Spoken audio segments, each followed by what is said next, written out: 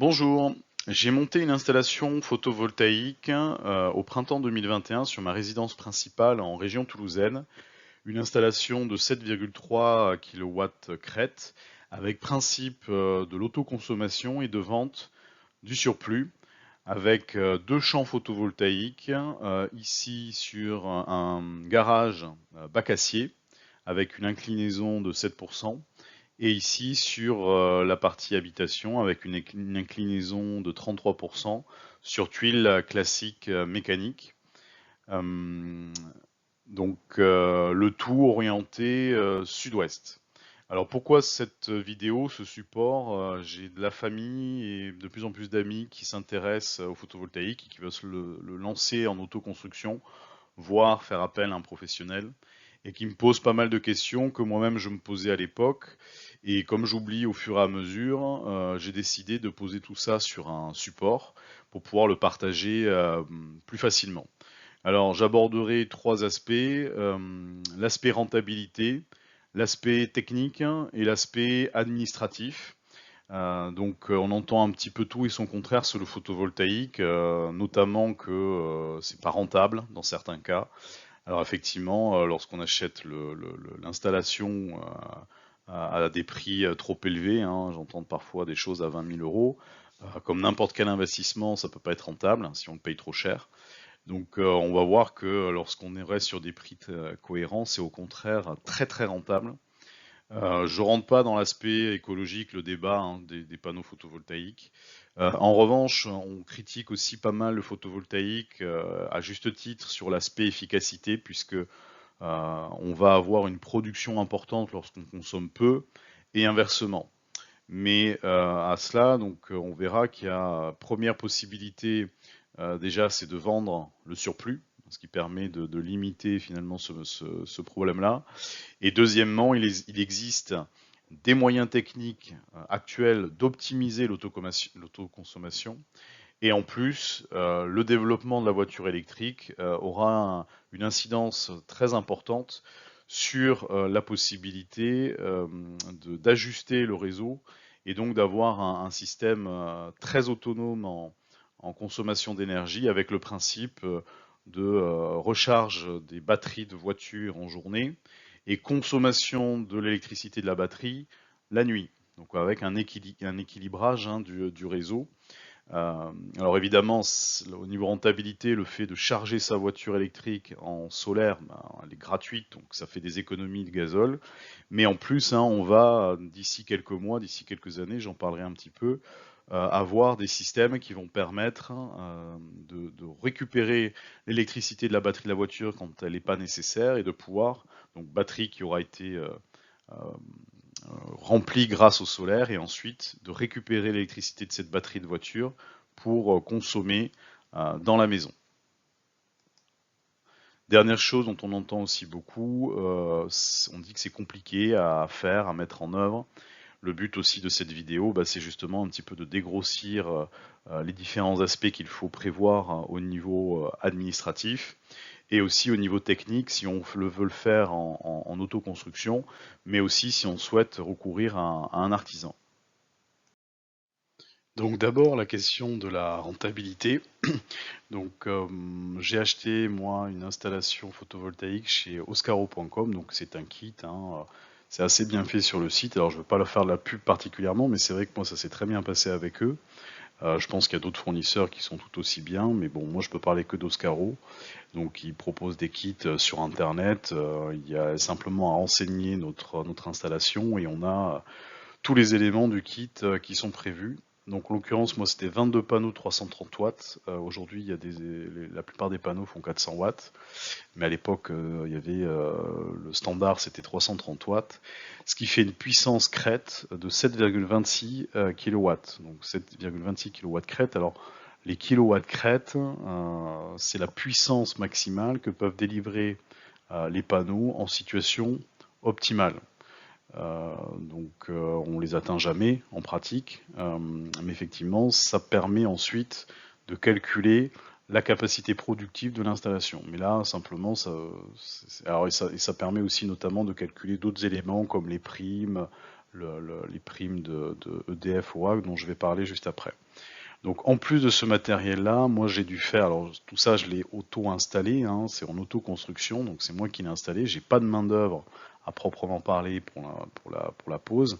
Néanmoins, j'y reviendrai, j'ai quand même dû débourser 700 € de main-d'œuvre, donc c'est-à-dire en l'occurrence un électricien, pour qu'il me valide l'installation et que je puisse bénéficier du contrat EDF OAS, c'est-à-dire le rachat de l'électricité plus les primes d'autoconsommation photovoltaïque. Donc j'y reviendrai un petit peu plus tard puisque c'est là finalement le cœur du problème quand on fait de l'autoconstruction. En plus de ces 700 €, donc j'ai bénéficié, enfin en moins en l'occurrence, j'ai bénéficié donc de ces primes d'autoconsommation qui sont versées par EDF-OA, qui est une filiale d'EDF hein, et qui est obligée par l'État de subventionner les productions, les productions photovoltaïques. Et donc c'est quand on signe le contrat avec EDF-OA, donc qui rachète le surplus, on verra à 10 centimes du kilowattheure. Nous font bénéficier en plus de primes d'autoconsommation. Donc elles se calculent en faisant pour chaque kilowatt crête posé multiplié par un prix. Donc moi à l'époque c'était 280 €, donc 7,26 fois 280 ça fait à peu près 2000 €. Et désormais c'est 320 €. Et même lorsque l'installation fait moins de 3 kW crête, c'est même 430 €, 420 € je crois du kilowatt crête. Donc les prix m'ont augmenté. Donc au final, ça me fait une installation, tout compris, pour 4700 €. Donc l'installation a coûté 4700 €, mais finalement, quelle est la production de l'installation? Donc ici, on va voir ça, on va voir quelles sont les économies obtenues et également la part d'autonomie, hein, c'est-à-dire la part autoconsommée de cette production photovoltaïque. Alors, ici, moi, mon installation, donc ce sont des chiffres réels, sur 12 mois, elle produit en moyenne 9000 kWh. Alors, déjà par rapport au kilowattheure, hein, par rapport au kilowatt crête dont on a parlé tout à l'heure, les kilowatts crête, c'est la puissance maximale que l'installation peut fournir à un instant T, alors que ça, c'est la production, donc ce qui va être généré par l'installation. Donc on parle plus de kilowatt crête, mais de kilowattheure. Donc c'est pas du tout la même chose, hein, c'est des unités totalement différentes. En revanche, pour calculer la capacité productive d'une installation, on peut partir de la puissance crête installée. Donc dans mon cas, c'était 7,26 kW crête, qu'on va multiplier par un coefficient de 1,10, entre 1,10 et 1,30, ça dépend des régions. Donc de l'ensoleillement, des régions, de l'inclinaison, mais en moyenne on est entre 1,10 et 1,30 pour obtenir la capacité productive de l'installation. Donc moi par exemple ça fait 7,26 fois 1,23, ça donne 9000 kWh, donc ça correspond bien à ce calcul assez rapide que l'on peut faire pour connaître la capacité productive. Ensuite, sur ces 9000 kWh fabriqués dans l'année, alors pour comprendre ce qu'on entend par kilowattheure, hein, il faut imaginer une machine qui consomme, lorsqu'elle est branchée, 1000 watts hein, à l'instant T, ben, ça veut dire qu'on peut la faire fonctionner pendant 9000 heures, hein, puisque 1000 watts c'est 1 kilowatt, et donc cette machine qui consomme 1000 watts en temps réel ben, pourrait être utilisée pendant 9000 heures. La part consommée sur ces 9000 kWh, donc ce sont toujours des chiffres réels de mon installation, c'est 45%. Donc si on le transforme en économie, 45% fois les 9000 de production, fois le prix actuel du kilowattheure à 17,4 centimes, sachant que ça va d'ici quelques semaines passer à 0,20 déjà, hein, ça va prendre 15% en 2023, et puis ça va continuer sans doute comme ça au fur et à mesure. On est déjà à une économie de 705 €. Je l'ai dit, mon installation est prévue avec de la vente du surplus. En l'occurrence, j'ai un contrat avec EDF-OA, mais j'y reviendrai juste après. On peut aussi signer maintenant avec d'autres fournisseurs que EDF, avec des avantages et des inconvénients. Donc ce surplus, c'est 55%, donc fois 9000 kWh, revendu avec EDF à 10 centimes, donc ce qui génère 495 € par an. pour une économie globale de 1 200 €. Donc si on rapporte ça à l'investissement initial, ben, on voit en moins de 4 ans, c'est rentabilisé, pardon, ce qui fait un taux de rentabilité annuel de 25%. Donc là, hein, on est sur, si on compare ça à un livret A qui est un placement également sans risque, hein, comme cet investissement-là, on est sur 25% au lieu de 2%. Donc oui, le photovoltaïque est très rentable d'un point de vue financier. On voit aussi qu'il y a quand même si effectivement c'est pas 100% d'électricité qui va être autoconsommée, on a quand même une part qui est raisonnablement autoconsommée. Alors, la diapo précédente, c'était rentabilité si on revend à EDF. Mais pour avoir un contrat avec EDF, il y a 2 contraintes principales, j'y reviendrai sur les démarches, c'est de faire installer par un électricien qualifié RGE, plus faire venir un consuel. Donc ça veut dire qu'avec EDF OA, même si moi j'ai pu le faire, mais j'y reviendrai, c'est un peu borderline, théoriquement on ne peut pas faire de l'autoconstruction. Donc si on est confronté à ce problème-là, il existe désormais des possibilités de vente du surplus à d'autres fournisseurs que EDF OA. Là par exemple, on a JPME qui est avec Oscaro. Alors moi à l'époque ça n'avait pas d'intérêt parce que les fournisseurs, donc comme JPE, proposaient un prix de rachat du kilowattheure comme EDF, mais imposaient de devenir aussi client chez eux. Ce qui faisait, alors à la limite ce serait pas grave, mais le problème c'est qu'ils vendaient eux l'électricité plus cher que chez EDF. Donc finalement ce qu'on gagnait sur la revente était pratiquement compensé par ce que ça coûtait en plus en achat. Alors il y avait évidemment des intérêts à aller chez JPME pour la consommation puisque ils vendent ça comme de l'électricité verte. Alors est-ce que c'est vrai, pas vrai? On entend un petit peu tout aussi, au contraire là-dessus. J'ai pas vraiment d'avis. Mais en tout cas, l'électricité, donc a priori verte, on la paye plus cher et donc ça vient compenser les économies que l'on peut faire sur la revente à ces fournisseurs-là du surplus d'électricité. Or, désormais, ça a changé. Donc, désormais, avec sans doute les prix qui ont explosé, JPME, par exemple, n'impose plus de devenir client chez eux. Donc, on peut très bien rester chez son fournisseur pour la consommation, avec des prix qui sont réglementés, tout en revendant le surplus d'électricité à JPME. Donc l'intérêt par rapport à EDF, c'est que cette fois, il n'y a pas besoin d'avoir une attestation d'un électricien RGE, c'est-à-dire qu'on n'est pas obligé de le faire installer par un électricien RGE. On n'a même pas potentiellement besoin du consuel. Alors le consuel, j'y reviendrai, hein, c'est simplement un organisme public qui valide ou non les installations électriques. Alors c'est pas que pour photovoltaïque, mais en l'occurrence comme le photovoltaïque c'est l'électrique, on a l'intervention du consuel qui doit passer pour valider. Donc EDF l'impose. En revanche, si on veut passer vers un autre fournisseur JPME, c'est pas obligatoire non plus. Donc c'est beaucoup plus facile en termes de démarche lorsqu'on ne veut pas signer avec EDF OA.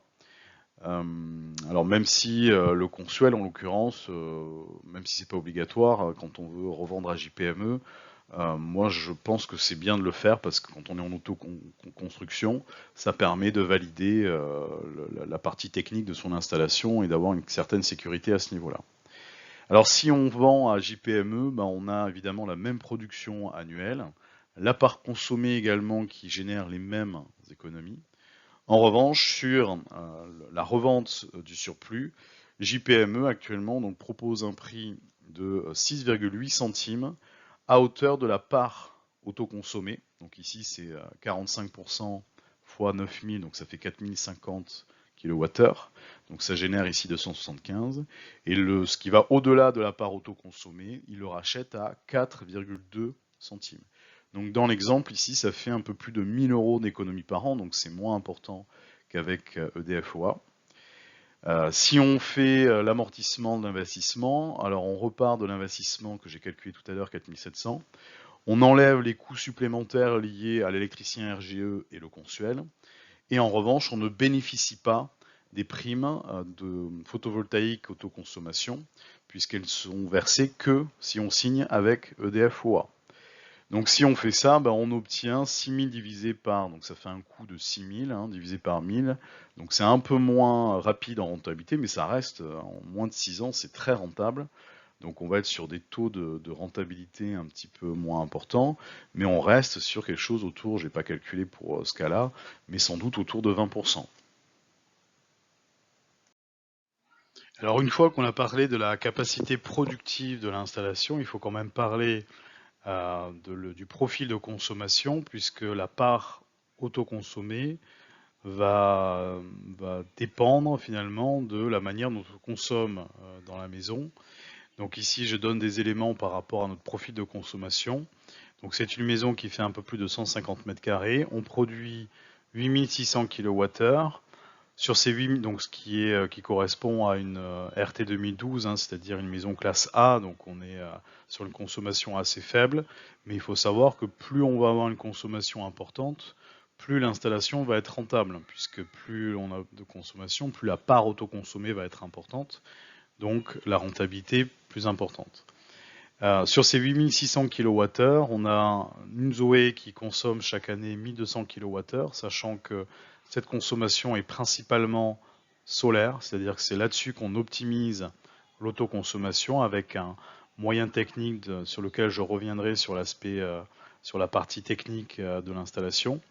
Donc cette manière, ce moyen technique d'optimiser l'autoconsommation, nous on le fait avec une voiture électrique, mais il est possible aussi de le faire avec d'autres types de matériel comme un ballon d'eau chaude avec résistance électrique, c'est-à-dire un classique, un peu ancien, qui consomme beaucoup, entre 2000 et 3000 kWh, et qui va être aussi très intéressant pour faire l'optimisation de l'autoconsommation. Donc, on y reviendra plus tard sur la question technique.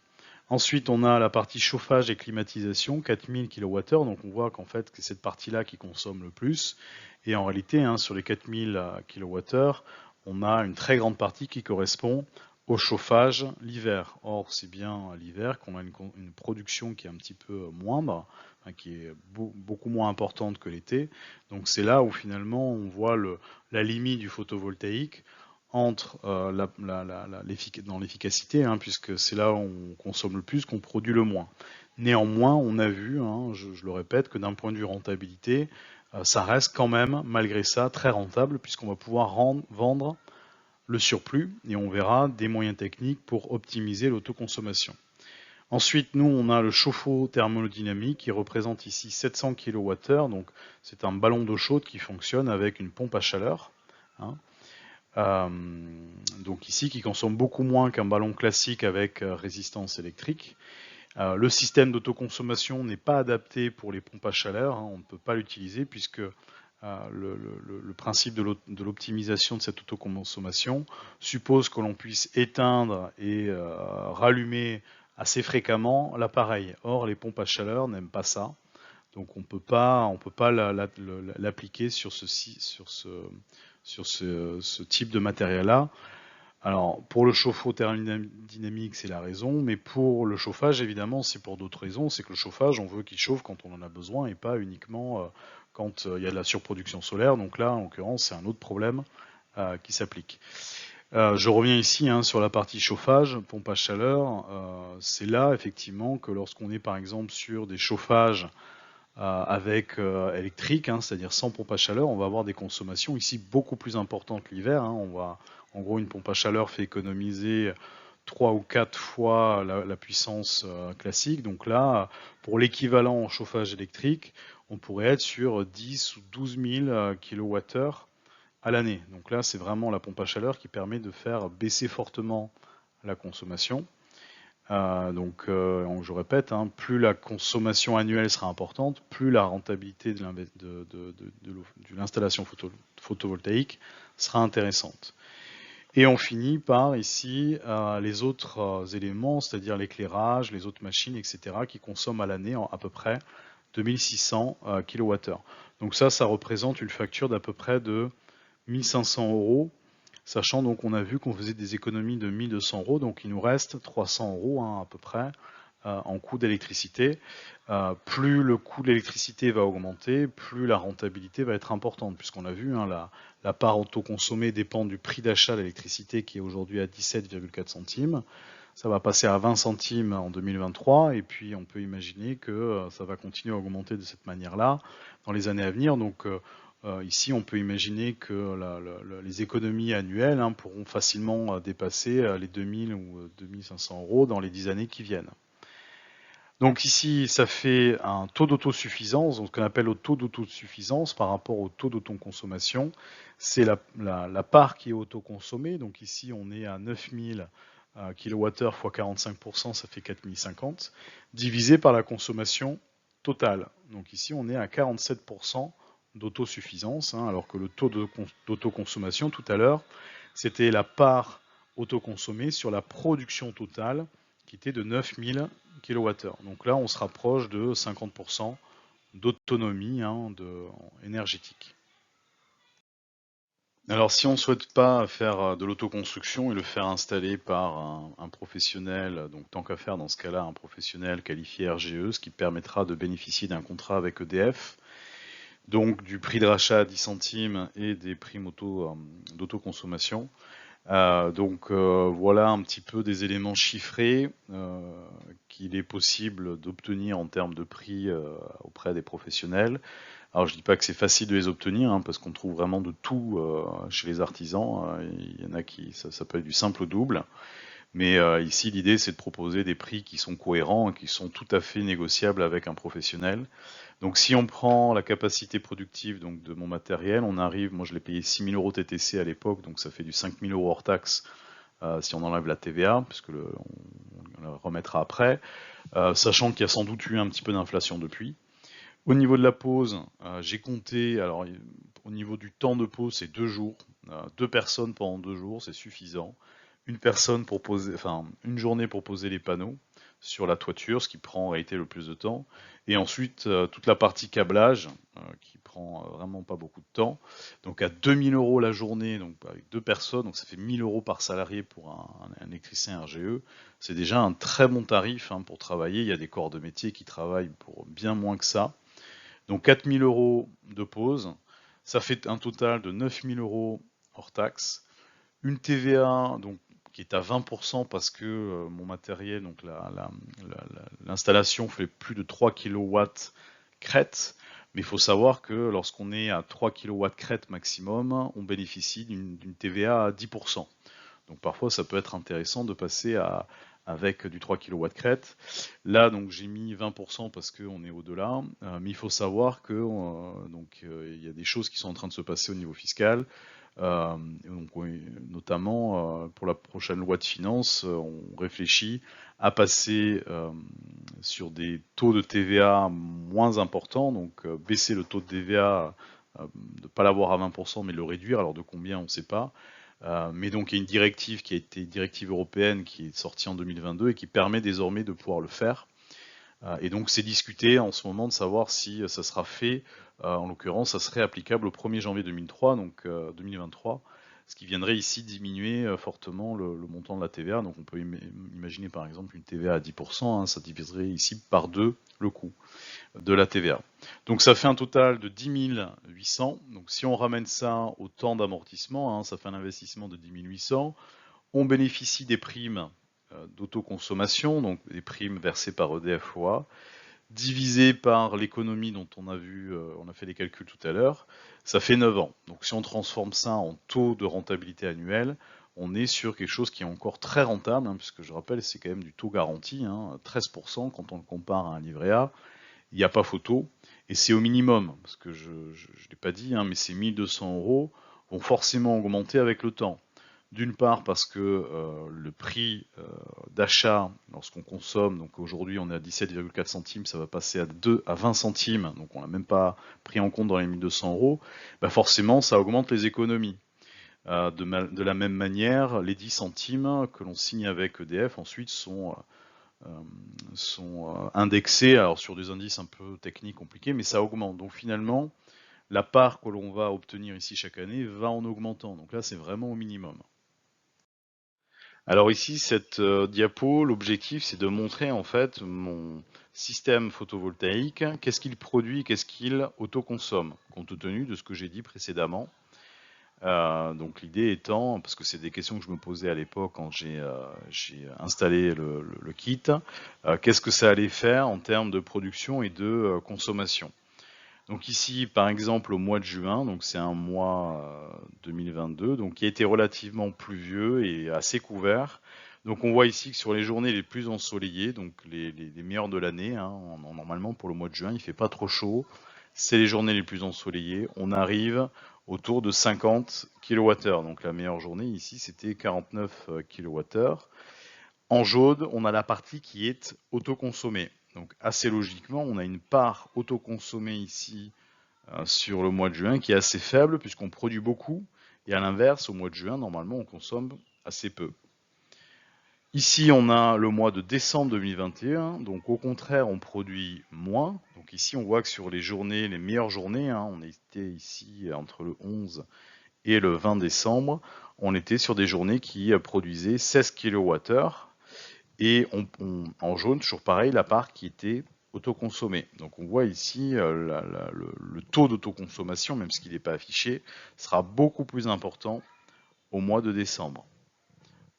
Sur l'année 2022, ici, un graphique qui présente les différents mois de l'année 2022. Donc on voit ici en jaune finalement que la part autoconsommée est relativement stable. Donc on est entre 300 et ici au mois de juin, on monte jusqu'à 500 kWh.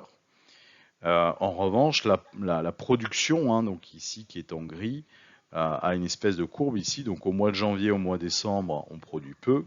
Et puis ça augmente au fur et à mesure ici. Donc on arrive au mois de juillet, on est à 1200 kWh. Le mois de juin qui aurait dû être beaucoup plus important, parce que j'insiste là-dessus, on a eu un mois de juin qui était très peu productif. Hein. On aurait pu, sur une année normale, avoir beaucoup plus.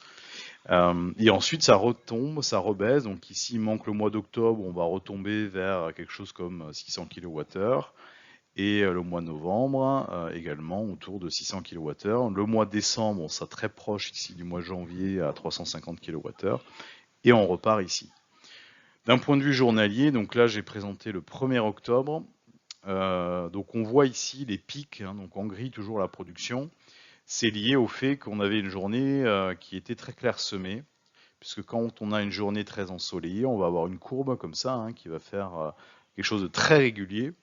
Donc ici, au contraire, on avait beaucoup de nuages, donc un temps très couvert. Donc on voit les pics, hein, ça monte, ça redescend. Donc en gris, c'est la production. Et en jaune, c'est l'autoconsommation. Donc on voit sur le graphique que l'autoconsommation suit assez facilement la partie produite du système, mais parce qu'on a un système donc, qui optimise l'autoconsommation à travers la, la recharge de la voiture électrique, hein, dont je reparlerai dans la partie technique. Donc ici, contrairement à tout à l'heure, on avait tout à l'heure la production et l'autoconsommation. Ici, on va avoir la consommation totale et l'autosuffisance. Donc j'ai repris les mêmes périodes. Au mois de juin, on retrouve ici, donc pas la production, mais la consommation de notre maison. Donc on voit que sur le mois de juin, on a au maximum des consommations de 40 kWh. Ça correspond à des journées où on a vraiment branché, enfin la voiture électrique a été branchée toute la journée. Puisqu'on a la Zoé qui recharge, donc par exemple ici le 12, le 18 et le 19, hein, et même le 29, on a toute la journée la voiture qui a été branchée. Donc sur ces journées-là, on voit une consommation importante, mais aussi une autoconsommation importante, puisque c'était des journées ensoleillées, et donc le système s'est mis en place pour charger la voiture. Encore une fois, j'y reviendrai sur l'aspect technique. Donc au mois de juin, finalement, la partie autosuffisance, donc le taux d'autosuffisance est important, c'est-à-dire le taux qui mesure le rapport entre la part qui est consommée au global, hein, la part qui est nécessaire pour l'habitation, et la part qui est autoconsommée. Donc ici, par exemple, sur le 19 juin, on a consommé sur la journée 40 kWh, ce qui est beaucoup, mais on a autoconsommé pratiquement 35 kWh. Donc ça correspond à une consommation de la recharge de la voiture électrique qui n'a été chargé qu'avec du solaire. Sur le mois de décembre, à l'inverse, on voit ici la consommation qui est beaucoup plus élevée qu'au mois de juin. Donc on monte sur des journées ici où on est à 50 kWh. Donc c'est pareil, on a la voiture électrique sans doute qui était chargée à ce moment-là. Mais on a aussi beaucoup de chauffage. Donc certainement des journées très froides. Et à l'inverse, on voit que le taux d'autosuffisance, c'est-à-dire sur le total qui a été consommé, la part qui correspond à la production solaire qui est beaucoup plus faible.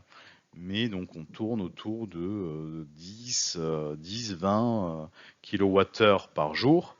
Et donc c'est la part qui a été consommée, mais produite par le solaire. Sur l'année 2022, ici, donc on voit la part ici d'autosuffisance. Donc en jaune, on a ici 300 kWh au minimum, et ça monte au mois d'août jusqu'à 500 kWh. En revanche, ici en gris, on voit que mois de janvier, mais mois de décembre, c'est pareil, on a des consommations très élevées qui montent à 1200 kWh le mois, et ensuite ça redescend. Et donc on se retrouve ici sur des mois de 500 ou 600 kWh mensuels. Ici, on a la partie journalière, donc on voit ici en jaune la courbe. En jaune, c'est la production. Donc on est ici sur un mois d'octobre, donc on monte au maximum à 5 kW à un instant T, au maximum. Et en jaune, ici, on a la partie qui est consommée en production solaire. Donc on voit que finalement, sur le 1er octobre, on a beaucoup, donc tout ce qui a été produit sur la période a été en général autoconsommé. Le delta a été revendu à EDF et on voit en gris, les petites parties en gris ici, ça correspond à la consommation sur le réseau, donc qui est très faible. On voit ici puissance provenant du réseau en gris, qui est très faible puisque on a une production qui était correcte, une consommation qui n'était pas très importante. Donc finalement, la production solaire a suffi pour pratiquement permettre la consommation de la maison. Et le delta, donc en gris, a été renvoyé a été consommé sur le réseau, mais de manière très faible. Alors maintenant, l'aspect technique de l'installation. Donc je vais parler de mon installation puisque c'est la seule expérience que j'ai. Moi, j'ai acheté chez oscaro.com. Alors je vais leur faire de la pub un petit peu indirectement, mais j'ai pas d'expérience sur d'autres fournisseurs qui sont sans doute aussi bien. En tout cas, chez eux, j'ai été très content. D'abord au niveau de l'accompagnement, au niveau des questions techniques, et en plus derrière le site, ce que je trouve bien fait, c'est qu'on a simplement à donner les informations du projet, et ça génère un kit avec tous les éléments dont on a besoin, de la bonne longueur de câble, jusqu'à la fixation, le nombre de fixations nécessaires. Donc de ce point de vue-là, on peut commander un petit peu les yeux fermés, donc c'est pas mal. Donc 22 panneaux pour mon installation de 330 watts, on l'avait dit, 7,26 kW crête, ça veut dire qu'idéalement, dans des conditions optimales, les panneaux peuvent délivrer cette puissance-là. Un onduleur, en l'occurrence, moi c'était de marque Fronus. Alors à quoi sert l'onduleur? Principalement donc à transformer l'électricité qui est générée par les panneaux, qui est du courant continu, de le transformer en courant alternatif pour la maison, puisque le réseau, lui, fonctionne en courant alternatif. Donc je précise, j'y connais vraiment pas grand chose en électricité, mais ça va plutôt dans le sens de dire finalement c'est quelque chose qui est abordable pour beaucoup de monde. J'y connaissais même rien avant, je me suis évidemment un petit peu intéressé pour pouvoir faire l'autoconstruction du photovoltaïque, mais en réalité on n'a pas besoin d'avoir des compétences particulières en électricité. Vraiment tout est, on le verra par la suite, tout est pré-câblé, tout est bien expliqué, donc on n'est pas laissé dans le vide. Alors pourquoi j'ai choisi ce type d'onduleur? Parce que désormais on entend beaucoup parler des micro-onduleurs. Donc les micro-onduleurs, en fait, ça veut dire qu'il y a un onduleur pour chaque panneau et il se place sur le toit, donc juste en dessous de chaque panneau. Alors ils sont un petit peu plus chers, mais alors il y a plusieurs avantages de ce que j'en sais. C'est que d'une part ils sont garantis beaucoup plus longtemps, c'est-à-dire qu'ils fonctionnent beaucoup plus longtemps théoriquement, avec des garanties qui vont jusqu'à 25 ans. Ça permet en fait aussi d'avoir des panneaux qui fonctionnent de manière indépendante les uns des autres, d'avoir aussi un suivi de production par panneau, c'est-à-dire qu'on sait exactement à chaque instant quelle est la production de chaque panneau. alors qu'un onduleur de chaîne va gérer l'ensemble des panneaux de l'installation. Alors on peut avoir deux champs séparés, moi c'est mon cas, hein, j'ai un champ photovoltaïque d'un côté et un champ photovoltaïque de l'autre, c'est-à-dire des panneaux qui sont reliés en série de chaque côté, et on peut faire ça donc jusqu'à deux chaînes avec le Fronus, mais la plupart du temps on peut effectivement avoir deux champs reliés au même onduleur. Donc l'inconvénient dans ce cas-là, ça veut dire que s'il y a des panneaux qui posent des difficultés, bah, c'est l'ensemble de l'installation qui perd de la puissance. Et puis également, donc, si l'onduleur casse, bah, il est beaucoup plus cher. Donc là, moi je l'ai payé 1400 €, alors qu'un micro-onduleur c'est peut-être 200 € par micro-onduleur. Donc s'il y en a un qui casse, ça coûte moins cher. Alors pourquoi j'ai quand même moi choisi l'onduleur de chaîne? Il y avait plusieurs raisons à ça. La première, c'est par rapport à la garantie qui est annoncée sur les micro-onduleurs. On nous dit 25 ans, d'accord, mais ce qui va coûter le plus cher finalement, c'est la pose, c'est le remplacement du micro-onduleur. Donc moi, si on fait passer ça par un artisan, enfin, est-ce que l'artisan sera là dans 15 ans, dans 20 ans, pour changer le micro-onduleur? C'est pas certain. Donc ok, le micro-onduleur en lui sera garanti, mais sans doute que la main-d'œuvre, ça sera pas sûr. Donc ça, c'est la première chose.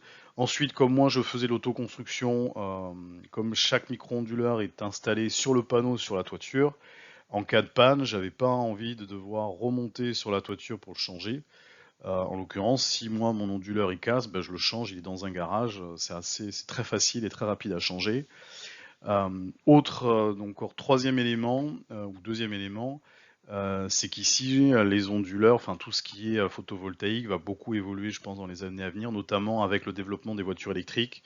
Donc avec des onduleurs peut-être qui auront des charges bidirectionnelles intégrées, en tout cas qui va améliorer les systèmes. Donc moi mon Fronus il est garanti que 7 ans, donc potentiellement il va durer moins longtemps. Mais effectivement, s'il faut le changer dans 10 ans parce qu'il a cassé, bah, ça sera peut-être intéressant de passer vers un onduleur un petit peu plus récent qui permet de faire plus de choses. Ça, c'était le deuxième point. Et ensuite, il y avait effectivement un système de gestion de l'optimisation qui était possible avec le Fronus, qui n'était pas avec les micro-onduleurs. J'y reviendrai un petit peu plus tard. Donc pour toutes ces raisons, moi j'ai choisi de mettre un onduleur de chaîne. Alors à côté de ça, on a un boîtier de protection en fait qui fait le lien entre le champ photovoltaïque et le réseau électrique, avec aussi l'onduleur qui est branché dessus. Bon, sa fonction, c'est comme son nom l'indique, ça protège l'installation. Il y a des éléments de sécurité, ça permet de couper le lien entre le champ photovoltaïque et le réseau. Bon, encore une fois, j'y connais pas grand-chose en électricité. Il n'y a pas besoin d'en savoir beaucoup plus, hein. Alors il faut faire évidemment attention sur certains points, j'y reviendrai un peu plus tard. Mais globalement, tout est câblé, tout est pré-câblé, il y a juste à brancher les câbles entre eux, suivre les notices et faire attention à 2-3 points. Et finalement, c'est pas beaucoup plus compliqué que ça. Alors ensuite, on a toute la partie fixation. Donc c'est la partie, la mise en place des fixations sur la toiture, donc en tuiles. Ça a été le plus compliqué. Moi, en l'occurrence, j'ai choisi, on va le voir, ces fixations ici, qui s'appellent donc les Click Fit Evo, qui peuvent s'utiliser soit sur des tuiles légèrement ondulées. Donc on voit ici sur le dessin, elles sont pas très ondulées. Donc on a pu utiliser ici cette fixation et on peut l'utiliser aussi sur ce type de tuile là, moi j'ai ça, où en fait il y a une onde mais à côté il y a un plat ici, une espèce d'épaulement qui est plat. Alors je crois que c'est ce qu'on appelle les tuiles mécaniques puisque la tuile suivante vient ici s'encastrer sur cette tuile là et ça vient la bloquer. Puisque la fixation dans ce cas-là va pouvoir ici se mettre sur la partie plate de la tuile. Donc ce qu'il faut, hein, c'est qu'en réalité il faut que soit l'onde soit faiblement galbée, soit on est sur la partie plate de la tuile. Alors pourquoi le système? Alors d'abord je reviens sur la toiture, hein, une toiture basique. On a ici des chevrons qui descendent comme ça, hein, qui descendent de la toiture, hein, donc des pièces de bois qui font, je sais pas, 70, 80, quelque chose comme ça de section en millimètres. Et perpendiculaire à ces chevrons, on a des lithos. Donc les lithos, en fait, c'est des petites pièces de bois comme des tasseaux hein, qui viennent perpendiculaires comme ça. Donc on voit ici les chevrons qui descendent vers la toiture. Donc ici on les voit un petit peu, hein, c'est comme ça. Les lithos viennent perpendiculaires aux chevrons, sont fixés sur les chevrons. Et ensuite les tuiles sont posées sur ces lithos. Donc ici le litho par exemple il sera là, on le voit pas, hein, il est en dessous de la tuile. Et avec l'épaulement de la tuile qui est ici, ça permet de bloquer la tuile et qu'elle glisse pas vers le bas de la toiture. Donc le principe de ces fixations ici, ça fait un espèce de crochet hein, qui redescend comme ça sous la tuile jusqu'à assez loin. C'est qu'on va visser ici ce boulon, ce vis avec une visseuse ou une boulonneuse. Ça va venir pincer ici, donc rapprocher les deux éléments de la fixation. Hein. Il y a un emboîtement, donc ici ça va se rapprocher de là. Ça va venir pincer la tuile et le litho. On va venir ici mettre des cales en caoutchouc pour essayer de ne pas abîmer la tuile. Mais finalement, tout est coincé donc par pincement avec le vissage de ce boulon. Alors l'intérêt, c'est que c'est plus rapide à mettre en œuvre, dans le sens où on va le voir, l'autre type de fixation, il faut aller le visser sur le chevron. Là, il n'y a pas de vissage sur le chevron ou même sur le litho, hein, puisque c'est vraiment un pincement qui se fait. Et comme le litho, ici, fait toute la longueur de la toiture, on peut ouvrir n'importe quelle tuile et on pourra se mettre au niveau de la tuile que l'on a ouverte, qu'on en a enlevé pour mettre la fixation. Alors, je parle de l'autre type de fixation, hein, c'est le même principe, donc on va avoir ici comme ça un crochet, et au lieu d'avoir un système qui va pincer la tuile avec le litho, en fait on va le visser, donc la partie ici basse va se visser carrément sur le chevron. Donc l'inconvénient, c'est que bon, il y a un vissage sur le bâti, mais ça à la limite c'est pas trop problématique.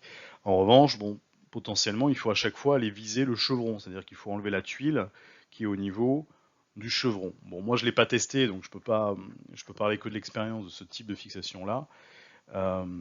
Mais effectivement, avec les fixations qui vont venir se fixer sur le chevron, on va avoir à peu près le même principe, hein, c'est-à-dire on va avoir la fixation qui va venir ici épouser la tuile.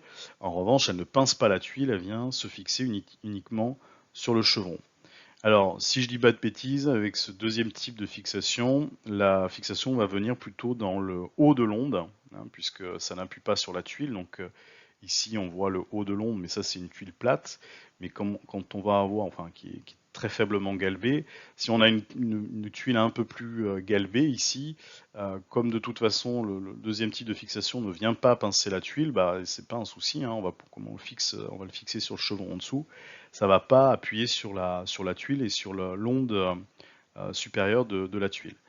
Donc, dans les deux cas, quel que soit le type de fixation, c'est-à-dire ici avec ce click fit Evo ou la fixation qui vient se fixer sur le chevron, on va devoir faire, mais c'est pas, j'étais un peu inquiet au début pour le faire, mais c'est au final pas très compliqué. Il va devoir faire avec la meuleuse, là, il va falloir un petit peu meuler l'épaulement de la tuile. Hein, on le voit ici sur le dessin, puisqu'on a la fixation ici qui fait comme ça, qui redescend sous cette tuile-là.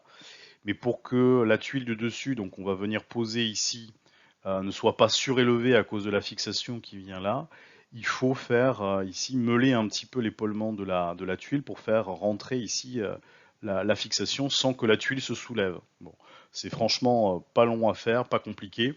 Mais c'est bien de le faire parce que sinon, effectivement, la tuile se lève légèrement de 1 ou 2 cm et ça peut effectivement poser des problèmes d'emboîtement des tuiles, donc vaut mieux éviter. Alors après, moi, sur ce type de fixation-là, mon expérience, c'est que j'ai eu, c'était pas très simple à cause du fait que, alors peut-être que c'est parce que je l'ai serré trop fort ici, là, la vis, ça veut dire que le pincement était trop fort. Mais très souvent, quand ensuite, sans faire exprès, je venais m'appuyer sur la tuile qui était pincée, très souvent la tuile se fendait. Donc bon, au bout d'un moment, j'ai compris il fallait éviter, mais sur le chantier, c'est très rapide, hein, quand on monte les panneaux, ensuite, on fait pas attention et clac, on monte dessus, et la tuile se fendait sur la longueur ici. Donc au début, je changeais les tuiles quand ça arrivait. Donc quand je pouvais le faire, j'enlevais ici la fixation puis changer la tuile. Le problème, c'est qu'une fois qu'on a mis les rails, ici, parce qu'effectivement, on va le voir après, il y a un rail qui va venir se fixer là-dessus. C'est très compliqué, parce qu'il faut enlever toutes les fixations de la longueur.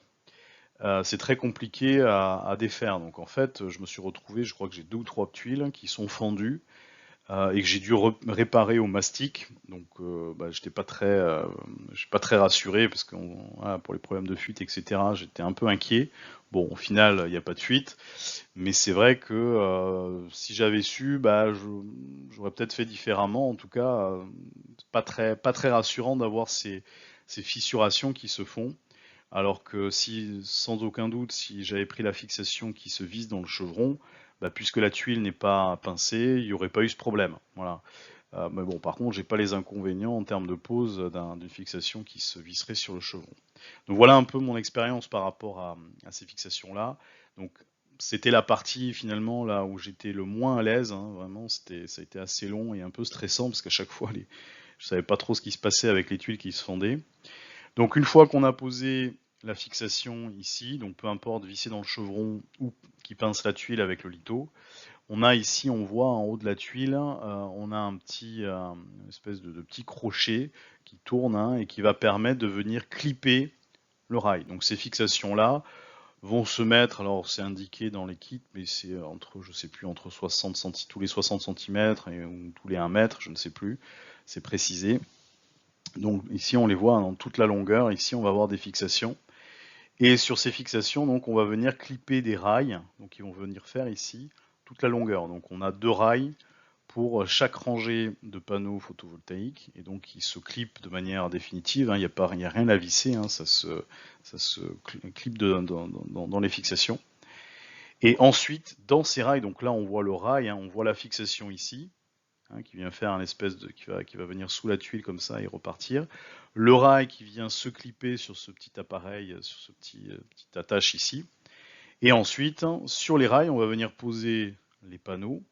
Et dans les panneaux, on va avoir des petites fixations, je les remontrerai, il y en a d'autres après, qui viennent se clipper à nouveau dans le rail. Et quand on va les visser ici à un petit boulon, ça va serrer la fixation vers le rail. Et comme le panneau va être coincé ici au niveau de la fixation, ça va appuyer le panneau sur le rail. Donc finalement, on a ces petites fixations qui coincent le panneau sur le rail qui est fixé ici sur cette attache et la fixation qui vient ici être fixé sur la toiture. Donc ça, c'est la partie fixation sur toit avec tuile, hein, qu'on appelle tuile classique, mécanique. Bon. Et ensuite, moi j'avais un deuxième champ photovoltaïque, donc sur un garage, avec cette fois du bac acier, c'est-à-dire des tôles métalliques. Hein. On voit ici des ondes, hein. On a des ondes ici hautes et puis on a un creux. Donc c'est beaucoup plus facile en termes de fixation, il n'y a pas photo hein, quand c'est par rapport à de la tuile, puisque en fait on va pas venir fixer ce type de fixation, on va directement pouvoir visser des bouts de rail, parce que ça va même pas être des rails en entier, on va juste avoir besoin de petits bouts de rail à fixer, alors soit entre 2 ondes hein, ici, puisque le panneau est posé en, en portrait, donc ici on va avoir, puisque les ondes sont toujours dans le même sens hein, sur la toiture en bac acier, donc ici, on va avoir un petit bout de rail qui va venir se fixer entre l'onde ici et l'onde ici. Et si on fixe les panneaux, comme c'était mon cas en paysage, eh bien on va mettre les petits bouts ici de fixation verticalement à l'onde. Et donc ici, on va avoir des petits bouts de rail au niveau de chaque panneau. Et ensuite, on va pouvoir ici, ça va être les mêmes fixations hein, qui vont venir se clipper dans le rail et qui, en vissant, vont compresser le panneau contre le rail. Mais là, on est sur une pose qui est vraiment beaucoup plus rapide.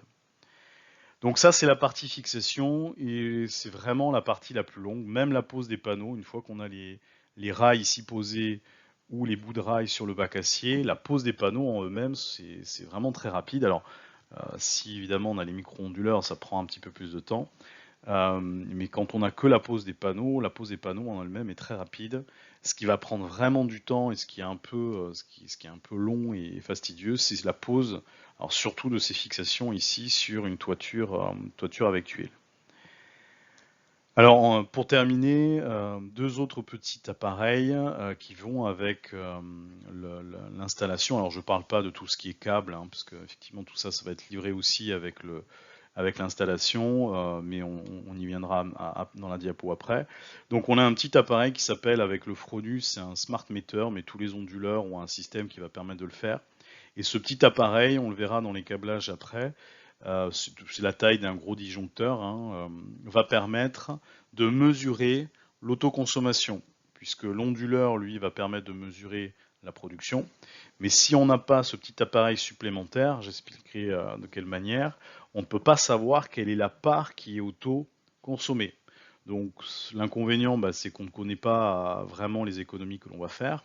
Alors on peut de manière indirecte par rapport à la part qui va être revendue à EDF, notamment avec le compteur. Par contre, par exemple, on ne pourra pas mettre de système d'optimisation de l'autoconsommation.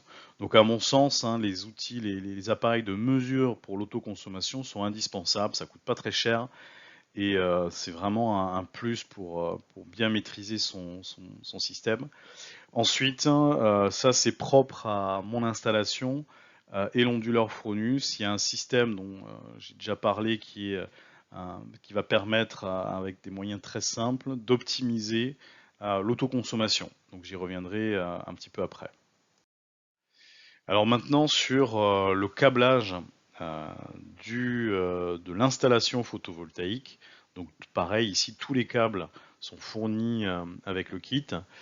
Donc c'est ce qu'on va regarder maintenant. Alors petite précision, ce type d'installation, hein, c'est-à-dire avec autoconsommation et vente du surplus, je ne l'ai pas dit, c'est obligatoirement, il faut avoir un compteur Linky. Bon, maintenant la plupart des habitations ont un compteur Linky, mais si on ne l'a pas, on ne peut pas faire de l'autoconsommation. Alors on pourra quand même faire de la production photovoltaïque, mais dans ce cas-là, elle sera entièrement vendue à EDF, donc on ne peut pas l'autoconsommer. Donc entièrement vendu à EDF, alors à un prix de rachat par EDF qui est plus intéressant que les 10 centimes lorsqu'il y a la vente du surplus. Donc on va être quelque chose autour de 20 centimes. En revanche, dans ce cas-là, on n'aura pas le droit aux primes d'autoconsommation. Donc par exemple, moi c'était 2000 euros hein, sur l'installation.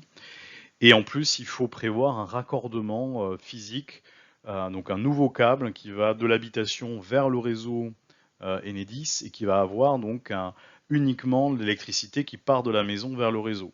Et donc ça a un coût hein, qui est relativement élevé.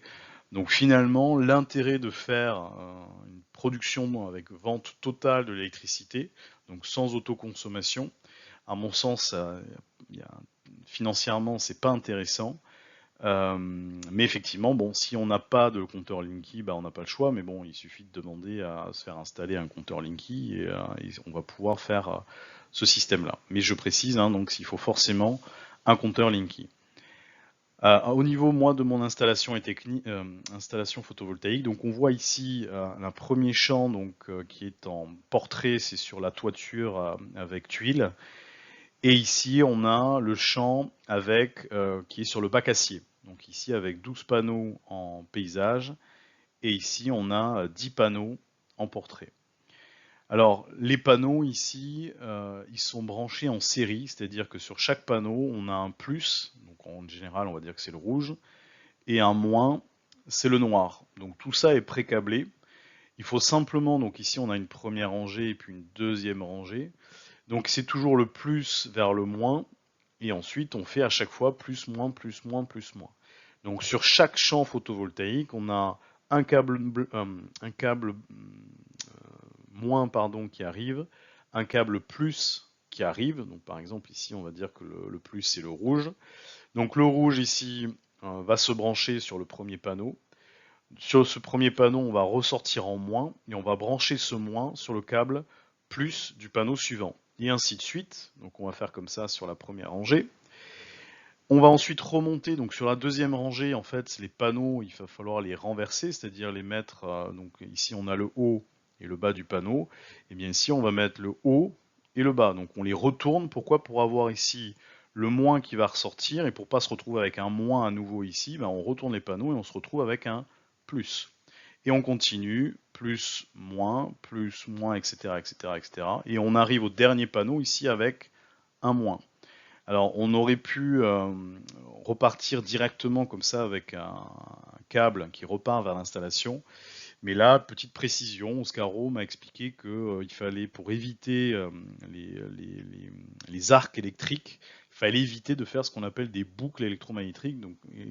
Donc j'y connais pas grand-chose, mais ça suppose en fait qu'on ne peut pas repartir avec le câble directement, sinon ça ferait une espèce de boucle comme ça. Donc il faut le câble ici qui repart, donc peu importe que ce soit le moins ou le plus, il faut le faire repartir en sens inverse pour pas faire une boucle avec les câbles et éviter les arcs électriques entre les plus et les moins. Donc finalement on ressort ici, hein, on a un moins, mais c'est ce moins-là hein, qui ressort au même niveau que le plus est rentré. Et on a nos deux câbles qui continuent jusqu'au boîtier de protection, donc le AC/DC, courant continu, courant alternatif, j'y reviendrai plus tard. On voit également ici, sur le champ photovoltaïque, hein, on voit nos rails qui font toute la longueur ici de l'installation. Donc on a deux rails, deux longueurs de rails par rangée. Donc les rails, c'est ça. Là, ici, on a des rallonges qui va permettre d'augmenter la taille des rails. Hein. On a des rails de 1 ou 2 mètres et on va mettre ici une rallonge entre deux rails pour avoir la bonne distance. Ça se scie à la scie à métaux ou carrément à la disqueuse, hein, disqueuse pour métal.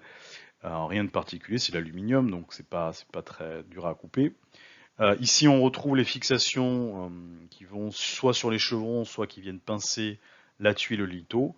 Les cales en caoutchouc ici pour pas abîmer la tuile lorsqu'on est sur une fixation qui pince. Là, ce sont des vis lorsqu'on fait avec du micro-onduleur, parce que comme j'ai dit, quand on est avec des micro-onduleurs, on va avoir une espèce de micro-onduleur qui va venir ici sous chaque panneau, donc qui est assez petit, hein, et ça va permettre de le visser sur la plaque qui va se mettre au niveau de chaque panneau. Là, en l'occurrence, moi, j'en avais pas puisque j'ai pas de micro-onduleur. Et là, on voit ces petites fixations dont je parlais tout à l'heure qui vont venir pincer, donc qui se clipent dans le rail. Hein, ici, on a une espèce de truc qui vient venir ici se glisser dans le rail. Et en vissant, ça va venir presser, donc comprimer le panneau contre le rail. Hein, ici, il y a le panneau qui va venir là. Et en vissant, la tête en haut descend et puis ça vient coincer le bord du panneau, la carcasse du panneau, contre le rail. Et enfin ici on a des bouchons en plastique qui viennent simplement terminer ici les rails pour faire quelque chose de propre et aussi pour pas que l'eau s'infiltre à l'intérieur ici des rails. Donc au niveau maintenant de la mise à la terre, donc on voit ici ce sont les câbles jaune et vert. Donc l'intérêt d'une mise à la terre, hein, mais c'est vrai pour n'importe quelle installation électrique. Hein, le but c'est que en cas, alors encore une fois, hein, je n'y connais pas grand-chose, mais s'il y a une fuite au niveau, par exemple, ici un panneau qui est détérioré, pour X raison, l'électricité passe dans la carcasse, donc la structure du panneau, et qu'on la touche, on risque l'électrocution. Pour éviter ça, on va brancher donc, le panneau sur un câble de terre. Donc je vais expliquer comment on les fixe. Et donc ce câble de terre hein, va ici revenir dans le boîtier de protection. Donc tout va se relier ici, puis ça va repartir vers, on le verra après, le tableau électrique. Et le tableau électrique, lui, est toujours branché à une terre, hein, parce que c'est un piquet métallique qui est dans le sol. L'intérêt, c'est que si jamais là, il y a une fuite d'électricité qu'on touche, plutôt que l'électricité passe par nous, ça va passer par ce fil de terre et ça va s'évacuer dans la terre. Donc ça permet de ne pas se faire électrocuter. Alors la mise à la terre, lorsqu'on est sur une fixation sur tuile, en fait, on va brancher alors chaque panneau ici. On va mettre ici ce qu'ils appellent terragriffe, je crois. Donc c'est un petit attache hein, qu'on va mettre, qu'on va glisser ici au niveau de la structure du panneau et qu'on va mettre juste avant de poser le panneau contre le rail. Donc ça va venir ici, on va avoir en haut le panneau et en dessous le rail, donc c'est métallique et ça fait un lien entre le panneau et le rail. Donc on va faire ça pour chaque panneau, donc ça veut dire que chaque panneau sera relié au rail et ensuite il ne nous restera plus qu'à relier chaque rail à la terre. Donc ici, on va avoir une cosse qu'on va venir visser dans le rail et qu'on va venir clipper ici sur un câble de terre classique. Et on va faire ça pour ici les 4 rails. 1, 2, 3, 4 rails. Et donc ça va permettre de relier tout ça à la terre. Donc après, je reviendrai sur le reste du branchement, et pour l'instant, je m'arrête ici. Pour parler de l'autre champ photovoltaïque, donc là on avait dit c'est sur bac acier. Donc on voit, moi je suis avec une fixation ici en paysage. Donc mes bouts de rail ici sont parallèles aux ondes. Donc ici on a les ondes du bac acier. Et donc on vient fixer des petits bouts de rail dans la longueur de l'onde. Et de la même manière qu'avec le premier champ, on a ces petites fixations qui vont venir ici aux 4 coins à chaque fois du panneau et qui vont venir fixer chaque coin sur les rails. Au niveau du câblage, pareil, c'est exactement la même chose que pour le premier champ. On va faire arriver à chaque fois, on va avoir un câble plus et un câble moins, donc rouge plus, moins, noir. Et on va brancher en série les panneaux. Donc pour chaque panneau, on a ici un câble moins et un câble plus. Donc on va faire arriver le câble moins ici qu'on va brancher sur le premier panneau. On va ressortir en plus qu'on va brancher sur le moins du panneau suivant. Le plus va brancher sur le moins du panneau suivant, etc., etc. Donc ça va remonter ici. Toujours pour éviter les arcs électriques, donc on va redescendre ici, donc le câble noir ici, plutôt que de se brancher ici directement. On va redescendre au premier panneau tout en bas, donc avec une rallonge. Donc le plus ici va se brancher sur une rallonge moins, et on va se brancher sur le moins. Et on continue, moins plus, moins plus, moins plus, etc. Et là on va redescendre et remonter, puis redescendre et remonter. Et on finira ici à la fin par un câble, une sortie plus. Et donc c'est une rallonge ici, c'est un câble qui est prévu dans l'installation, qui va donc, toujours pour éviter les arcs électriques, plutôt de repartir comme ça, on va repartir comme ça. Et donc on se retrouve avec, comme l'autre champ, un plus et un moins qui vont arriver du même côté sur le champ photovoltaïque. Bon. On a ensuite la mise à la terre, pour les mêmes raisons. Alors la mise à la terre ici va être, on n'aura pas de terre à griffe puisqu'on n'a pas des rails qui font toute la longueur, donc on est obligé de brancher chaque panneau sur le fil directement. Donc c'est-à-dire qu'on va avoir une cosse qu'on va visser sur la structure du panneau, et ensuite le fil va venir se clipper ici sur un câble plus long de mise à la terre, donc on va brancher tous nos panneaux dessus, et le câble de terre va repartir vers la terre. Précision, comme c'est du bac acier, alors normalement, ça m'avait pas été dit vraiment de manière explicite par Oscaro, mais il semblerait qu'il faille aussi mettre le bac acier, donc la toiture, les tôles, à la terre. Donc on prend un câble, en tout cas moi c'est ce que j'ai fait, c'est ce qu'on m'a préconisé de faire. J'ai pris un petit bout de câble de mise à la terre et je l'ai branché sur mon bac acier, puisque c'est métallique aussi, donc si jamais il y a une fuite électrique, si ça doit courir dans la toiture, il faut que ça s'évacue aussi par la terre. Voilà. Donc ici, on repart, donc tous nos câbles ici repartent vers ce qu'on appelle le boîtier de protection. Donc moi, dans mon installation, j'avais 2 champs différents, donc ils sont indépendants l'un de l'autre. Ça veut dire que pour chaque champ, on a toujours un câble plus, un câble moins et un câble de terre. Donc ici, on va avoir 3 câbles qui arrivent de ce champ et 3 câbles qui arrivent de ce champ. Alors sur le schéma, on ne les voit pas puisqu'on ne voit que 2 câbles ici arriver, donc un rouge, un noir et un troisième câble pour la mise à la terre, mais en réalité, moi j'avais bien 6 câbles qui arrivaient ici pour se brancher au boîtier de protection. C'est-à-dire un plus et un moins et une mise à la terre pour chaque champ photovoltaïque. Donc ces câbles vont venir ici se clipper, donc pareil, toujours avec un système de clip très simple, tout pré-câblé, sur le boîtier électrique. Néanmoins, moi, en tout cas, moi c'est ce que j'ai fait au dernier moment, c'est-à-dire qu'une fois que tout était câblé, seulement à la fin, je suis venu ici câbler ces derniers câbles, puisque tant que finalement c'était pas relié, donc toute mon installation ici n'était pas reliée au champ photovoltaïque, j'étais certain que j'avais pas d'électricité qui arrivait ici. Donc comme à un moment on va quand même devoir câbler un petit peu dans le boîtier de protection, ça c'est vraiment le truc qu'on fait à la fin, hein, de brancher les câbles qui arrivent du champ photovoltaïque vers le boîtier de protection. Donc deux rouges, deux noirs qui arrivent, deux terres qui arrivent. Donc les rouges et les noirs vont venir se clipper ici. En revanche, la mise à la terre va venir, on va faire rentrer la mise à la terre dans le boîtier de protection. Et il y a un endroit dédié, hein, c'est une espèce de barrette comme ça, où on a toutes les arrivées de terre et qui vont repartir ensuite dans le même sens, tous dans le même sens, vers le tableau électrique. Mais ça permet ici, donc on a effectivement dans ce cas-là, il faut ouvrir le boîtier électrique et venir brancher le câble de terre sur l'emplacement prévu. Mais c'est tout. Ensuite, on a ces mêmes câbles, donc c'est le même type de câble, hein, je crois que c'est des 6 mm ou des 10 mm, qui vont repartir du boîtier électrique. Donc là, il n'y en a que deux qui repartent, hein, parce que le schéma n'était prévu que pour un champ. En réalité, moi, en ayant deux champs, j'ai bien 4 câbles qui repartaient vers le boîtier, vers l'onduleur. Donc ici, pareil, ça se clip. En revanche, de l'autre côté, il faut dénuder les câbles avec un, je sais pas comment ça s'appelle, un dénudeur. On enlève la partie caoutchouc du fil.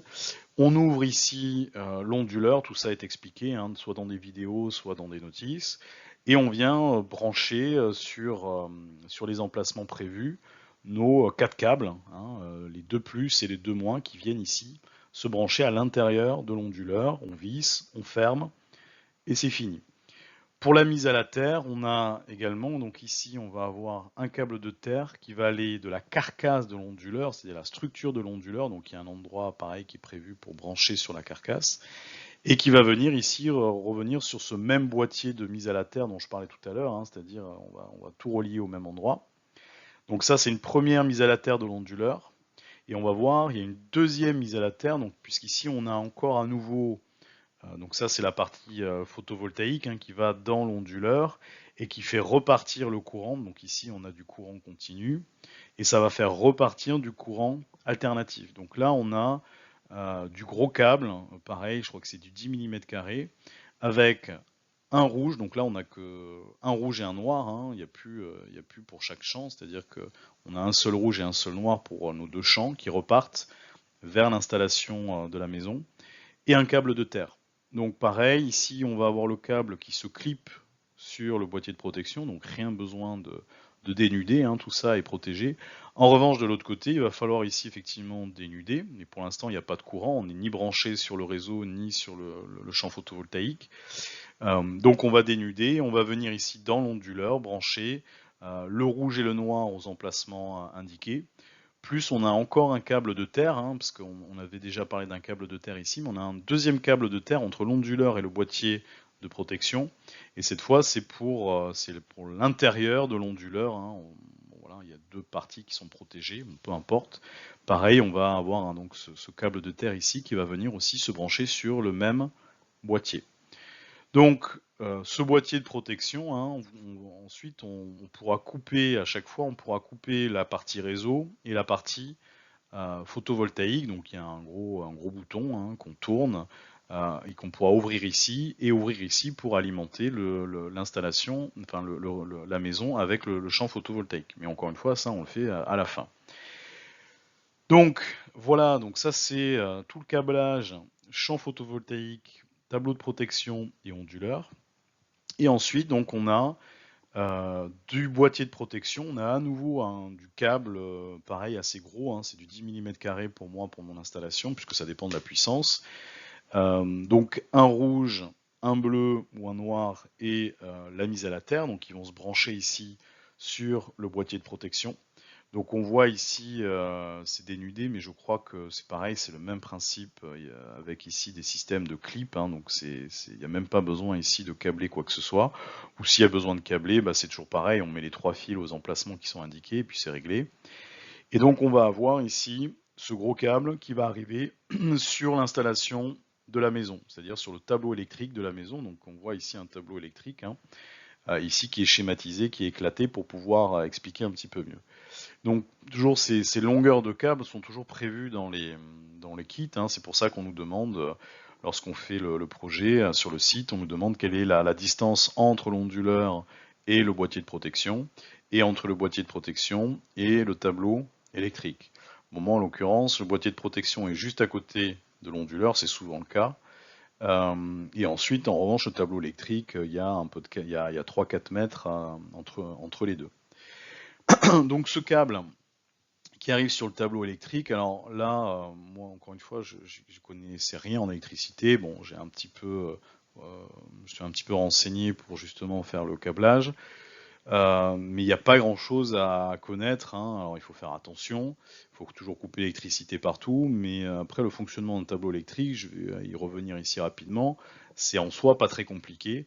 Donc ici on a le compteur Linky, alors des fois, moi il est à l'extérieur de la maison, il est sur le coffret Enedis en limite de propriété. Je crois que c'est ce qui est fait habituellement. Donc on a l'arrivée de courant du réseau ici, hein, avec un câble moins, un câble plus. Ici on a un gros disjoncteur général, donc qu'on voit ici sur un exemple, qui permet donc de couper l'arrivée de courant. Donc une fois qu'ici c'est coupé, ça veut dire qu'on n'a plus de courant qui arrive après. Donc évidemment, c'est ce que quand on va travailler sur le tableau électrique, il faut absolument couper cette partie-là. Et normalement, ici, il ne doit plus y avoir d'électricité. On peut vérifier quand même avec un tournevis testeur, mais il n'y aura plus d'électricité qui arrivera là. Comme ici, on n'aura pas branché encore le champ photovoltaïque, ben on est sécurisé, hein, on n'a pas ici d'électricité dans cette partie-là. Donc ensuite, après ce disjoncteur général, ici on voit le petit appareil Smart Meter qui permet de mesurer l'autoconsommation, j'y reviendrai après, mais pour l'instant imaginons qu'il n'y soit pas, donc on n'a pas l'appareil, on a directement ici du disjoncteur général, ça vient alimenter notre tableau électrique. Donc ici on a un exemple, le tableau électrique, on va avoir plusieurs lignes comme ça, hein, et pour chaque ligne, on a ici ce qu'on appelle un disjoncteur différentiel, donc 30 mA, qui va permettre en cas, principalement lorsque par exemple on va mettre, il va y avoir un court-circuit quelque part, on va mettre les doigts dans la prise, hein, pour sécuriser par exemple pour les enfants qui mettent des ciseaux dans la prise. S'il y a un court-circuit, ça va faire sauter ici ce disjoncteur là et ça protège évidemment toujours pareil de l'électrocution. Donc notre disjoncteur, enfin l'arrivée d'électricité va ici alimenter à chaque fois des gros disjoncteurs différentiels, hein, donc on peut avoir plusieurs lignes comme ça, donc on voit ici les disjoncteurs différentiels en début de ligne, et à chaque disjoncteur différentiel on va avoir, alors avant c'est ce qu'on appelait des fusibles, maintenant c'est remplacé par des disjoncteurs qui vont alimenter un circuit en particulier de la maison. Donc par exemple, ici, on va avoir le circuit pour la machine à laver parce qu'elle demande beaucoup de puissance. On peut avoir un circuit pour l'éclairage jour, un circuit pour l'éclairage nuit, un circuit pour le four, etc., etc. Donc à chaque fois, avec un disjoncteur qui correspond au circuit. Alors pourquoi un disjoncteur? À quoi ça sert? De ce que j'ai compris, c'est que les câbles, donc les fils électriques qui sont installés dans la maison, plus il y a de puissance qui vont passer dans les fils électriques, plus ils doivent être gros, hein. C'est-à-dire qu'on a des sections de câbles électriques, plus il va y avoir de puissance, par exemple pour le four qui va demander beaucoup de puissance, il faut du câble un peu plus épais que ce qu'on va utiliser par exemple pour l'éclairage, hein. On va avoir du 1,5 mm² peut-être pour l'éclairage, alors que pour le four il faut du 2,5 mm². Et donc, puisqu'on a ces fils au niveau de l'installation, si on demande trop de puissance, c'est-à-dire qu'on branche un gros appareil sur du fil qui normalement est prévu pour l'éclairage, si on n'a pas ici de disjoncteur, comme l'appareil va demander beaucoup de puissance, il y a beaucoup de puissance qui va passer dans un fil qui n'est pas prévu pour ça, le fil va fondre et avec potentiellement un risque d'incendie. Donc pour éviter ça, on va avoir un disjoncteur qui va sauter, donc avec une limite de puissance par disjoncteur, et le disjoncteur va sauter si la puissance demandée dans le circuit est trop importante. Donc par exemple, on va avoir pour la machine à laver ou le four qui demande beaucoup de puissance, on va avoir des disjoncteurs assez gros en 20 ampères. Et si on dépasse sur la prise, donc on pourrait brancher un appareil qui consommait une puissance de plus de 20 ampères, le disjoncteur sauterait. Donc avant c'était des fusibles, maintenant encore une fois c'est des disjoncteurs, ça permet de ne pas les changer à chaque fois qu'ils sautent. Et par exemple, pour un circuit d'éclairage, on va avoir un disjoncteur de 10 ampères, hein, puisqu'il y a peu de puissance, et donc on aura une petite puissance sur le disjoncteur. Donc voilà un petit peu comment ça fonctionne au niveau d'un tableau électrique, hein, je répète. Pour chaque ligne ici, donc on a l'arrivée de courant qui va alimenter ici, dans l'exemple, nos 3 lignes d'électricité, donc avec le disjoncteur différentiel pour chaque ligne. Et sur chaque disjoncteur différentiel, on va avoir nos disjoncteurs reliés au disjoncteur différentiel et qui vont alimenter à chaque fois un circuit en particulier. Donc notre installation photovoltaïque, en réalité, le principe est relativement simple, c'est qu'il va falloir simplement rajouter ici un disjoncteur. Alors moi par exemple, il y a une puissance de 32 ampères, donc la puissance peut monter jusqu'à 32 ampères sans que ça saute. Donc toujours pareil, ça c'est prévu dans le kit. Donc on branche ici nos disjoncteurs sur une des lignes. Voilà, moi j'ai pris, je sais plus, là où il y avait de la place. Et ensuite, il faut simplement que ce disjoncteur-là soit bien relié au disjoncteur différentiel pour que le courant qui vient de l'installation photovoltaïque puisse alimenter la maison. Alors en pratique, là on voit des fils qui passent entre disjoncteurs différentiels et les différents disjoncteurs des différents circuits. En pratique, maintenant, ils mettent des barrettes rigides qui viennent ici se mettre à l'intérieur, donc les plus et les moins, et qui relient donc le disjoncteur différentiel avec les disjoncteurs des différents circuits qui sont reliés. Donc il faut rajouter ce disjoncteur dédié à l'installation photovoltaïque. On vient relier ce disjoncteur au disjoncteur différentiel et ça y est, on est relié, donc on a relié notre champ photovoltaïque au tableau électrique. Il n'y a pas plus que ça à faire. Alors ici, petite précision, on a vu que toutes les terres ici arrivaient au même endroit dans le boîtier de protection et on a un câble qui repart ici dans ce câble qui revient vers le tableau électrique. Et ce câble ici, on va le brancher donc dans le tableau électrique. En bas, en général, on a une espèce de barrette ici où tous les câbles de terre de tous les circuits vont venir se brancher. Et donc, en cas d'électricité, de fuite d'électricité, eh bien, on va avoir ici toute cette terre qui va être reliée donc à un piquet qui est planté dans le sol, et donc on va avoir l'évacuation de l'électricité. Je reviens maintenant donc voilà, finalement sur le mettre en place, donc brancher cette partie-là sur le tableau électrique, c'est finalement pas très compliqué. Alors éventuellement on peut faire intervenir un professionnel pour être certain et pour pas prendre de risques, mais en soi c'est pas trop, c'est pas bien méchant. Simplement ici maintenant je parle du smart meter, donc qui est le petit appareil qui va mesurer l'autoconsommation.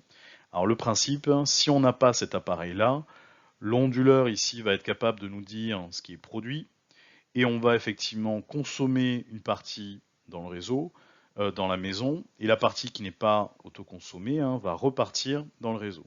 Donc le Linky doit être capable de donner, sans cet appareil, le smart meter, on peut connaître à la fin du mois, quand on va sur le compte Enedis, on est capable de savoir combien on a revendu au réseau.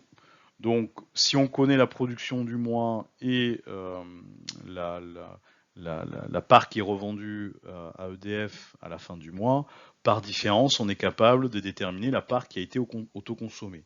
Mais c'est de manière indirecte, il n'y a pas un pilotage en temps réel, et donc ça permet notamment pas de piloter, par exemple, l'optimisation de l'autoconsommation dont je parlerai juste après. Donc ici, ce petit appareil, il va simplement être positionné entre le disjoncteur général et l'installation, donc le tableau ici électrique. Et l'intérêt, c'est qu'il va mesurer l'électricité qui passe, donc à l'intérieur de l'appareil, dans les deux sens. Donc lorsque l'installation ici fabrique par exemple 6 kWh à l'instant T, j'ai une partie donc, qui va être autoconsommée dans la maison. Et l'appareil, s'il mesure qu'on a par exemple 2 kWh qui repartent ici dans le réseau, donc en revente, par soustraction, il est facile de calculer la part qui est autoconsommée. Donc on peut connaître en temps réel la part qui est autoconsommée. et en réalité également la part qui est en surproduction. C'est-à-dire qu'ici, on sait que puisqu'on revend à EDF de kWh, ben, on est capable de savoir si on est en surproduction solaire ou pas. Et c'est ça qui va permettre aussi de faire ensuite l'autoconsommation. Donc cet appareil-là, alors c'est ici on a des gros câbles quand même, en général c'est 10 mm², ça dépend de la puissance de la maison, mais en général c'est du gros câble. Donc si on n'a pas beaucoup de place dans le tableau électrique, c'est pas évident, mais ça se fait. Alors moi j'avais vraiment pas beaucoup de place, c'est un petit tableau électrique, mais voilà, ici on a quand même beaucoup d'espace, on peut le mettre n'importe où. Simplement ici c'est un fil qui va être entre des fils qui vont ici arriver du disjoncteur général qui normalement arrive, qui alimente directement le tableau électrique. Là, il va falloir le faire passer dans ce petit appareil smart meter qui va ensuite repartir pour alimenter l'installation. Alors avec d'autres types d'onduleurs, on a des systèmes où on n'a pas besoin de faire passer les câbles dans l'appareil, je crois que ce qu'on appelle des TOR, des petits anneaux qui viennent ici se mettre autour des câbles et qui mesurent aussi le courant qui passe. Et donc on a, en termes de pause, c'est un petit peu moins compliqué. Dernier point technique, c'est la manière d'optimiser l'autoconsommation. Donc le principe est relativement simple, c'est on retrouve ici notre tableau électrique avec le disjoncteur général, le disjoncteur différentiel et les différents disjoncteurs qui alimentent les différents circuits. Donc on imagine ici un disjoncteur qui va alimenter un circuit, en l'occurrence chez nous c'est un disjoncteur qui va alimenter ici une prise, et cette prise est dédiée à la charge du véhicule électrique. Entre les deux, entre le disjoncteur et cette prise, on va avoir ici cet appareil qui est la taille d'un disjoncteur, qui est ce qu'on appelle un relais, qui va soit laisser passer l'électricité, soit ne pas la laisser passer. Donc entre les deux, soit la prise sera alimentée par l'électricité, soit au contraire, elle ne sera pas alimentée par l'électricité en fonction de ce qu'aura décidé le relais. Et alors le relais justement, comment il décide? En fait, il est relié ici avec des câbles de communication à l'onduleur. Et c'est l'onduleur qui va lui dire soit tu ouvres le passage, soit tu le fermes. Et l'onduleur va décider cela en fonction de ce que va lui indiquer le smart meter, donc ce petit appareil dont on a parlé précédemment, qui mesure l'autoconsommation, mais également la surproduction solaire. Donc exemple, s'il y a une production de 6 kWh à l'instant T, et que le smart meter mesure que l'électricité repart dans le réseau pour 2 kWh, ça veut dire qu'il y a 4 kWh qui est autoconsommé, mais qu'il y a 2 kWh qui n'est pas autoconsommé puisqu'elle est revendue à un fournisseur. En tout cas, elle repart vers le réseau. Donc ces 2 kWh là pourraient être autoconsommés. Donc le smart meter l'indique à l'onduleur qui va donc avec ce système de communication. Ici, on a un zoom sur la partie ici de l'onduleur, et là, on a encore un zoom plus important sur cette partie-là. Donc l'onduleur va informer ici le relais qu'il y a surproduction solaire, donc il va lui dire de laisser passer le courant. Donc si le courant passe, la prise va être alimentée, et si la voiture électrique est branchée sur cette prise-là, eh bien la voiture va venir se charger. A l'inverse, s'il n'y a pas de surproduction solaire, parce que c'est la nuit, parce qu'il ne fait pas beau ou parce qu'on consomme plus que ce qu'on produit, le relais va se fermer et ici on n'aura pas de courant qui passera, donc la batterie ne va pas se recharger. Autrement dit, la batterie de la voiture électrique ne va se charger potentiellement qu'avec de l'énergie solaire. Donc la question qu'on peut se poser, c'est est-ce que c'est suffisant par rapport au temps où la voiture est branchée et cette optimisation de l'autoconsommation?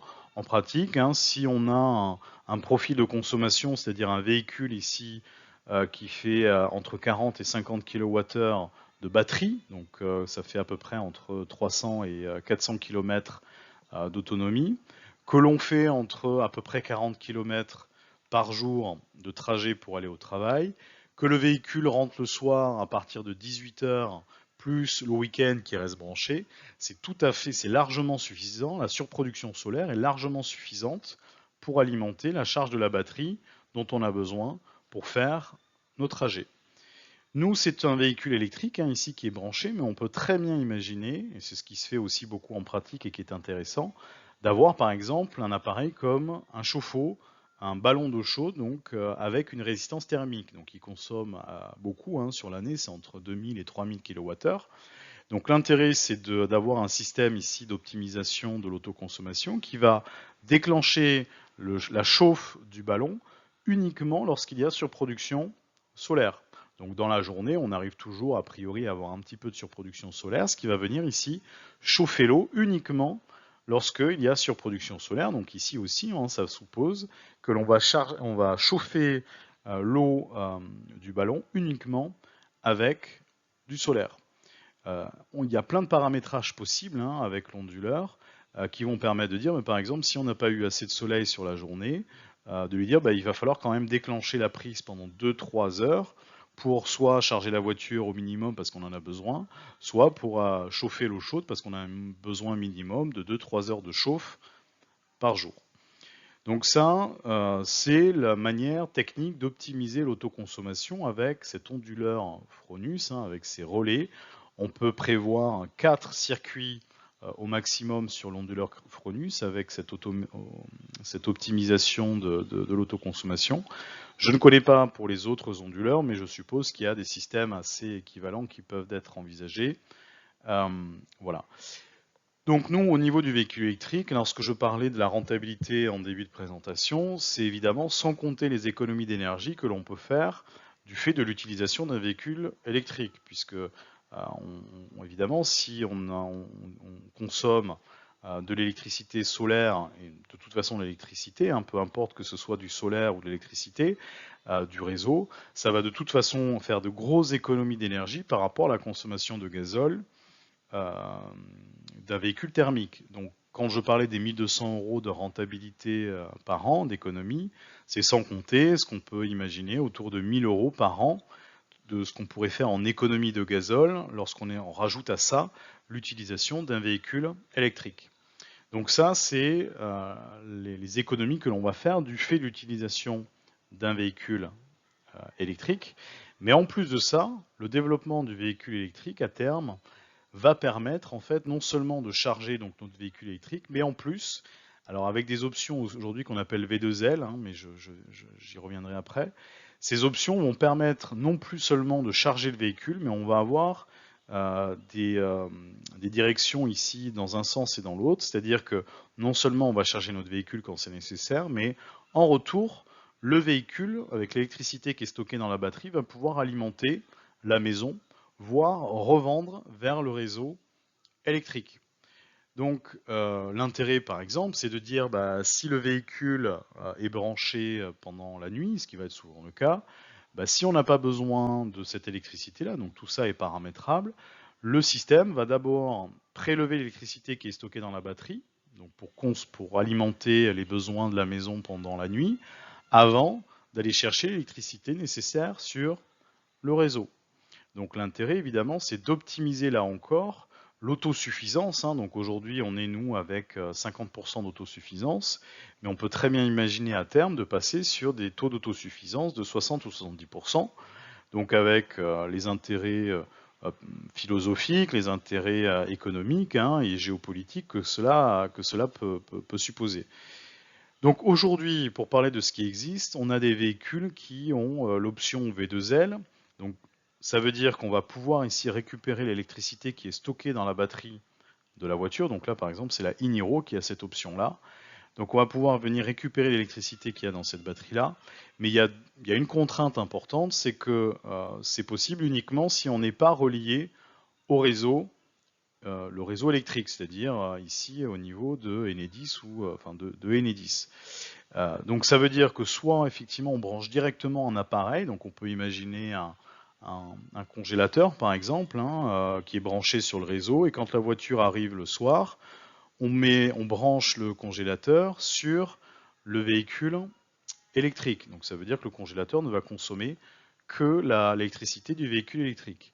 Autre possibilité, lorsqu'il y a une coupure de courant, donc on ne sera plus branché dans ce cas-là sur le réseau, donc soit au niveau du disjoncteur, soit qu'il y a une coupure du réseau, et bien dans ce cas-là, on va pouvoir brancher notre voiture sur n'importe quelle prise de l'installation, et l'installation va pouvoir fonctionner en récupérant l'électricité de la voiture. Mais la contrainte, c'est encore une fois que on ne peut jamais être relié au réseau électrique.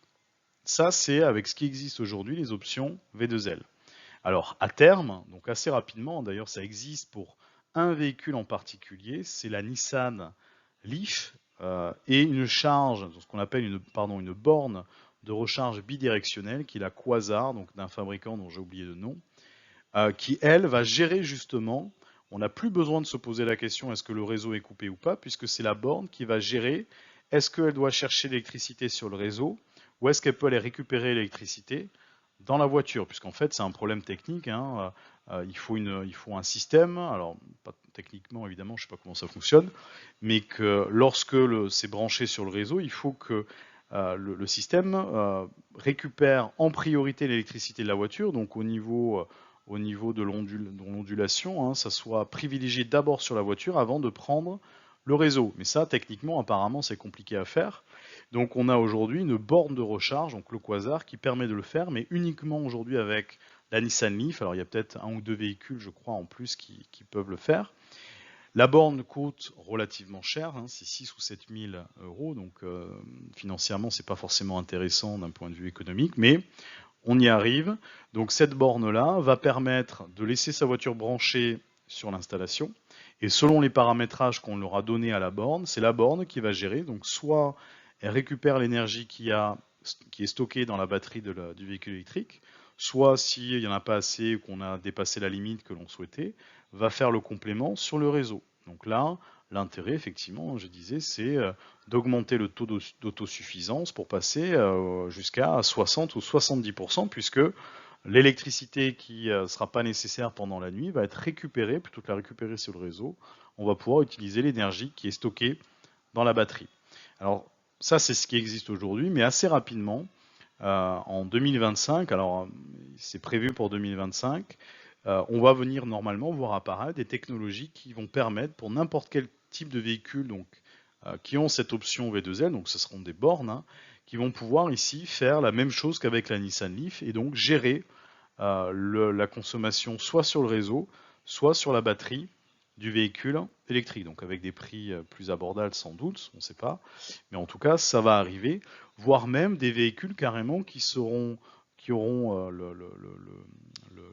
l'onduleur, hein, en fait, le système avec onduleur, qui sera intégré dans la voiture, donc on appellera ça des options V2H, donc véhicule to grid, hein, pour le réseau, donc véhicule vers le réseau, ou véhicule to home, c'est-à-dire véhicule vers la maison, qui vont eux-mêmes carrément, sans borne intermédiaire, gérer, lorsque le véhicule sera connecté à la maison, de gérer toute seule. Est-ce qu'elle va d'abord vider sa batterie jusqu'à une certaine limite et ensuite arrêter pour que le réseau prenne le relais. Donc tout ça va arriver d'ici 2025. Donc c'est quand même, à mon sens, un intérêt supplémentaire, hein, pour cumuler ou coupler un système photovoltaïque avec l'utilisation d'un véhicule électrique. Donc troisième partie de cette vidéo, c'est la partie démarche administrative qui sera beaucoup plus courte. Donc quel que soit le projet que l'on a, il faut se poser la question de la déclaration de travaux auprès de sa mairie. Alors si on fait une installation au sol, c'est-à-dire qui ne dépasse pas 1,80 m, donc sur des supports, jusqu'à 3 kW crête de puissance, il n'y a pas de formalité, donc ça peut être intéressant, hein, lorsqu'on est sur de l'autoconsommation avec quelques panneaux, c'est-à-dire qui ne dépassent pas 3 kW crête et qui sont au sol, on n'a pas du tout de formalité. En revanche, dès que l'on va dépasser, on va ici passer sur une déclaration de travaux, voire un permis de construire, mais ici on est sur des puissances bien très élevées, donc ça n'a pas de... Sur la partie autoconsommation, on n'est plus sur l'autoconsommation ici. Lorsqu'on va dépasser 1,80 m de haut, c'est-à-dire la plupart du temps, quand on va poser sur une toiture, on va de toute façon devoir, que l'on soit inférieur à 3 kW crête ou inférieur à 9 kW crête, puisqu'au-delà de 9 kW crête, il y a plein de contraintes qui font qu'on ne va pas les dépasser. On sera de toute façon ici sur une déclaration de travaux en mairie. Alors cette déclaration de travaux, il faut se rapprocher, donc ici vous avez, il y a les liens ici qui nous envoient vers un CERFA. Donc c'est un document administratif dans lequel on va renseigner le lieu de la production. On va devoir donner quelques documents tels que le plan de masse, le plan de situation, on va devoir faire quelques photos de l'existant, faire le dessin d'un projet, mais c'est relativement simple à faire. Donc, on a par exemple Oscaro hein, qui propose des tutoriels pour pouvoir remplir ces déclarations. Donc, c'est relativement simple à faire. Hein, vraiment, c'est pas la partie la plus compliquée. Une fois que l'on a fait la déclaration de travaux, on va faire l'installation, donc soit en autoconstruction, soit via un artisan, donc un professionnel. Donc ce professionnel peut faire cette gestion administrative hein, des opérations, mais en général c'est facturé entre 500 et 600 euros. Donc soit effectivement on est prêt à les payer, soit si on est en autoconstruction ou qu'on considère qu'on peut le faire soi-même, et bien ici on peut faire ces démarches administratives soi-même. Donc une fois qu'on a fait la déclaration de travaux, donc il y a un délai normalement il faut attendre, alors je ne sais plus c'est 1 ou 2 mois hein, pour avoir une réponse ou sans réponse, ça sera accepté. On fait l'installation et une fois que l'installation est faite ou en cours d'installation, on va faire ce qu'on appelle une demande de raccordement auprès d'Enedis. Donc ça c'est peu importe ce que l'on fait. Si l'on fait une installation sans revente, sans vente du surplus, si l'on fait une installation avec vente du surplus à EDF, ou que l'on fasse, troisième possibilité, une installation avec vente du surplus à un autre fournisseur d'électricité que EDF-OA, dans tous les cas, il faut faire une demande de raccordement à Enedis. Donc cette demande de raccordement, elle se fait ici sur, donc c'est Enedis, hein, c'est un organisme public, c'est une filiale en l'occurrence d'EDF qui gère le réseau. Donc tout est digitalisé sur un site internet, donc on va faire la demande de raccordement. Donc cette demande de raccordement, par exemple, ils vont nous demander la déclaration préalable de travaux que l'on a faite en mairie, un plan de masse que l'on aura déjà fait en mairie, quelques photos hein, du lieu de raccordement, etc. Mais c'est relativement simple puisqu'en réalité c'est juste purement administratif puisqu'il n'y a pas de travaux à faire pour le raccordement puisqu'on est sur le principe d'une autoconsommation et de vente du surplus, éventuellement, avec l'utilisation d'un compteur Linky. Hein, j'avais expliqué que si on n'a pas le compteur Linky, on est obligé de faire de la production et de la vente en totalité via le réseau. Et dans ce cas-là, effectivement, la demande de raccordement va nécessiter un raccordement physique avec des travaux. Mais là, c'est pas le cas. C'est-à-dire que quand on est dans ces conditions, vente, autoconsommation avec ou non vente du surplus, on est en fait sur de la simple déclaration que l'on va faire sur le portail Enedis. C'est au moment de cette demande de raccordement que l'on va demander ou pas à bénéficier du contrat de revente, de vente du surplus à EDF OA, donc qui est la filiale d'EDF, hein, que l'État, à qui l'État impose de racheter l'électricité à 10 centimes à ceux qui produisent et de verser des primes d'autoconsommation. Donc c'est à ce moment-là, il y a une option, il y a une coche que l'on fait pendant le dossier, on dit on veut effectivement bénéficier de ce contrat de rachat. Donc c'est un contrat qui est signé pour 20 ans, qui permet de bénéficier donc de la vente du surplus à 10 centimes, et à condition donc que l'installation soit inférieure à 9 kW, alors c'est pas kilowattheure, hein, mais bien 9 kW crête. Et en plus de cela, ça va permettre, on l'avait dit, de bénéficier des primes d'autoconsommation, donc d'EDF, puisqu'il n'y a que si on signe un contrat avec EDF que l'on bénéficie des primes, puisque c'est EDF OA qui va les verser. Donc je précise, hein, si l'on souhaite, je le répète plutôt, si l'on souhaite quand même, on souhaite revendre à un autre fournisseur que DFOA, il faudra quand même faire cette demande de raccordement. Simplement, on ne cochera pas ici cette option-là et ensuite on se rapprochera du fournisseur, donc par exemple JPME dont on a parlé, et on va signer le contrat avec JPME avec l'intérêt que JPME ne demandera pas les documents que demande EDF-OA, on va y revenir juste après, à savoir le consuel plus l'attestation d'installation par l'électricien RGE.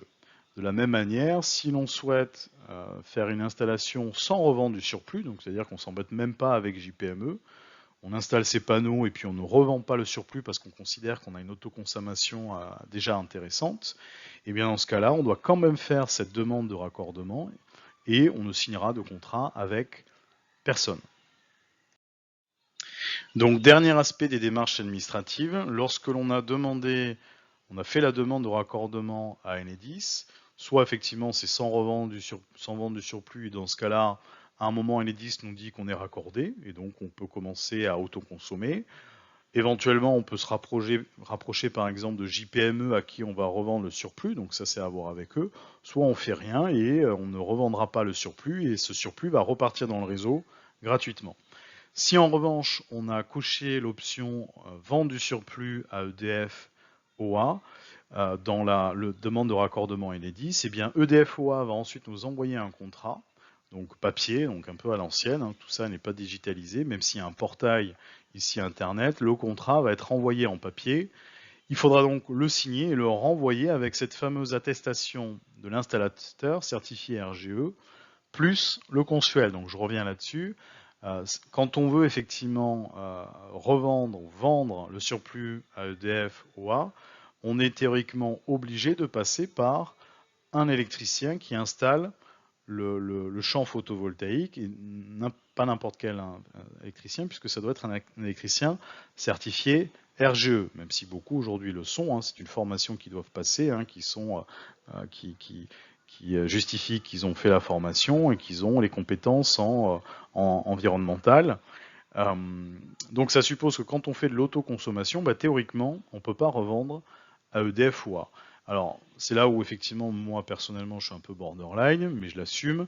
C'est-à-dire que j'ai fait l'autoconstruction du système et ensuite je suis allé voir un électricien RGE en lui disant voilà, j'ai fait l'installation, je souhaiterais revendre à EDF OA, donc est-ce que vous pouvez valider? Donc il est venu sur place vérifier l'installation, il a tout checké pendant une demi-journée, il est allé sur le toit, il a vu que tout était OK, il a vérifié certains points, et il a dit bon effectivement je valide que l'installation est conforme, donc il m'a fait l'attestation donc en tant qu'installateur certifié, en disant que c'est moi qui ai posé l'installation, même si dans les faits effectivement c'est moi qui ai fait la grande partie de l'installation, mais il a validé le système, donc il me l'a facturé évidemment puisque c'est une prestation. En l'occurrence, je crois que c'était 500 € cette partie-là. Et en plus, lorsque l'on veut revendre à EDF, il faut faire passer le consuel, donc qui est cet organisme public qui vient vérifier que l'installation électrique est faite dans les règles. Bon, donc c'est une double, finalement, ça vient en double par rapport à l'installateur. Donc ce consuel, il est demandé que par EDF OA, donc il est a priori pas demandé par JPME, mais même si effectivement c'est pas demandé, je conseille quand même de le faire. Ça coûte, en tant que particulier, lorsqu'on le fait faire, ça coûte 200 € à peu près, et au moins on a la garantie que techniquement il n'y a pas de problème au niveau de l'installation que l'on a faite. Donc avec ces deux documents que l'on renvoie, donc ce consuel plus cette installation, on renvoie le contrat, et donc quelques semaines après, on obtient une confirmation comme quoi désormais on est revendeur auprès d'EDF OA. Donc on obtient ici un espace sur le site de EDF OA, hein, ici un espace producteur, qui va nous permettre chaque année de facturer le surplus de production plus les primes d'autoconsommation. Donc cette facturation, en pratique, c'est simple puisque c'est Enedis qui nous envoie quelques jours avant la date de facturation la surproduction que l'on peut facturer, donc on l'indique sur le site, et ensuite EDF OA nous propose de générer automatiquement la facture avec les primes qui sont calculées automatiquement. On valide, la facture est générée, donc c'est EDF qui reçoit cette facture-là, et quelques semaines après, quelques jours, hein, en l'occurrence un mois je crois, on est payé de ce surplus de production et des primes.